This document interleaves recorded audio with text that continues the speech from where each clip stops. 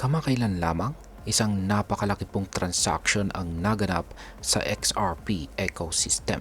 Umabot po sa 431 million XRP ang inilipat or initransfer sa iba't ibang wallets. Dahil dito, maraming crypto traders at investors ang nagtatanong, ano kaya ang kahulugan nito? Ano po ang epekto ng ganitong kalaking galaw sa presyo ng XRP at sa ating mga Pinoy na nag-i-invest sa cryptocurrency? Kaya yan, pag-uusapan po natin. Yan po ang siyang ating pag-uusapan sa video na ito, sa kung sino po ang nasa likod ng transaction na ito at kung ano po ang maaring maging posibleng epekto nito sa market.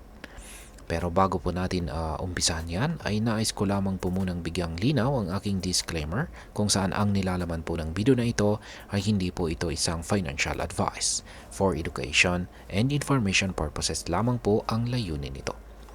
Ayon po sa Whale Alert, isang platform na sumusubaybay sa malalaking transaction sa crypto market, may 5 pangunahing wallets na sangkot po sa pag-transfer ng XRP. 2 sa mga ito ay malapitang konektado kay Ripple, ang kumpanyang nasa likod ng XRP. Sa isa po itong Japanese crypto exchange sa Coincheck. Nangyari ang pinakamalaking transaction nitong nakalipas po na February 14, 2025 kung saan ay 300 million XRP ang inilabas mula sa isang Ripple address papunta sa wallet na tinatawag po na RP4X2HTA. Kaya yan, sa oras ng transaction, ang halaga nito ay umabot sa $776.7 million or halos 43 billion na pesos po yan. Ang laki.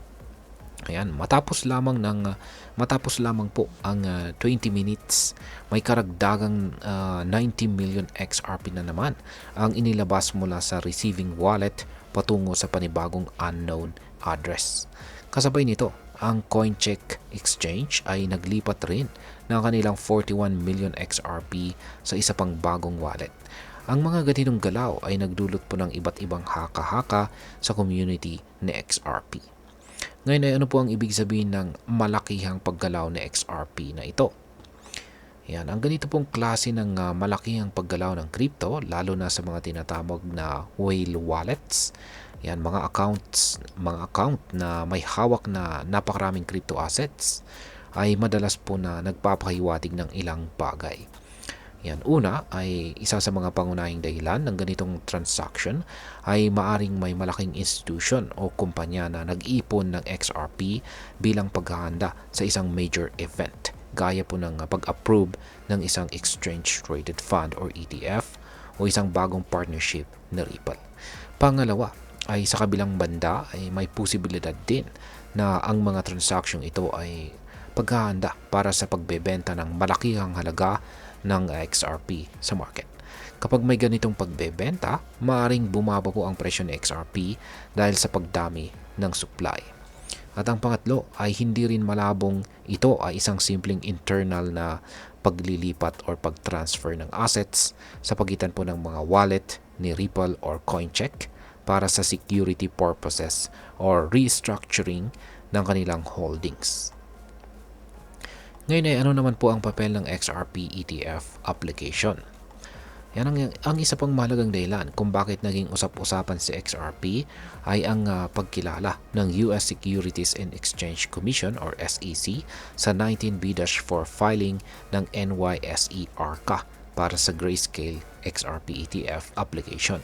Sa madaling salita, sinimulan na ng SEC ang pagsusuri kung maaaring magkaroon ng isang XRP ETF sa US na maaari pong magbigay ng mas maraming investment opportunities sa malalaking institutional investors. Kapag na-approvean ito, maaaring tumaas po ang demand para kay XRP dahil sa mas maraming investors, lalo na sa traditional finance sector.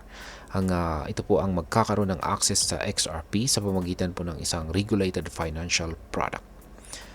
At ngayon ay ano naman ang posibleng maging epekto nito para sa atin bilang mga Pinoy crypto traders at investors na interesado rito kay XRP. Yan, para sa atin ang malakihang paggalaw ng XRP ay may ilang posibleng epekto sa atin. Una, ang ganitong volatility ay maaari pong maging isang magandang pagkakataon para sa short-term traders na gustong kumita sa price fluctuations ng XRP. Kung magaling ka pong magbasa ng trend, maaari mong samantalahin ang pagtaas at pagbaba ng presyo. Pangalawa, kung ang mga transaksyon ito ay sinyalis ng malalaking institution na nag-iipon ng XRP, maaaring tumaas ang presyo nito sa mga susunod na linggo o buwan. Kung may hawak ka pong XRP, maaaring makatulong ito sa iyong long-term gains. At pangatlo, sa kabilang banda ay kung ang malakihang paglilipat o transfer na ito ay bahagi ng liquidation plan, maaari pong bumagsak ang presyo ng XRP. Kaya po mahalagang bantayan ang market movements bago gumawa ng anumang investment decision. At ayan, bilang panghuli ay ano naman ang aking masasabi tungkol dito. Mukhang hindi po masyadong naapektuhan ang presyo ng XRP sa kabila ng malalaking transaksyon ito. Sa katunayan ay tumaas pa nga ang presyo ng XRP ng 4.5% sa nakalipas na 24 oras, kung saan ay nagpapahiwatig na may positibong sentiment ang market sa nangyayaring developments. Dahil dito ay naniniwala ako na dapat po tayong maging maingat pero hindi matakot sa ganitong klase ng whale movements. Ang pinakamagandang gawin ay ang maging updated sa balita tungkol kay XRP, lalo na sa XRP ETF application ng Grayscale, dahil ito ang maaring maging game changer para sa cryptocurrency na ito. Kung isa ka pong long-term investor, maaring magandang oportunidad ito upang magdagdag ng XRP sa iyong portfolio bago pa ito maging mas mahal. Pero kung ikaw ay isang short-term trader, mainam na bantayan po ang resistance at saka support levels upang malaman kung kailan papasok at lalabas sa market. Ayan, sa kabuuan, ang malakihang paggalaw ng 431 million na XRP ay isang indikasyon na may malaking aktibidad sa ecosystem ng XRP na maaari pong may kaugnayan sa institutional adoption o isang paparating na major market event. Bilang isang Pinoy trader or investor, dapat po tayong manatiling updated sa mga ganitong developments upang mas maging epektibo sa ating pagdidesisyon sa crypto market. At hanggang dito na lamang po tayo sa video na ito mga ka-crypto. Sana po ay inyong nagustuhan ang aking paliwanag sa video na ito. Kung inyo po itong nagustuhan, pakiclick lamang po ang like button nito. Marami pong salamat sa panonood. Ingat po tayo lagi at God bless po sa ating lahat.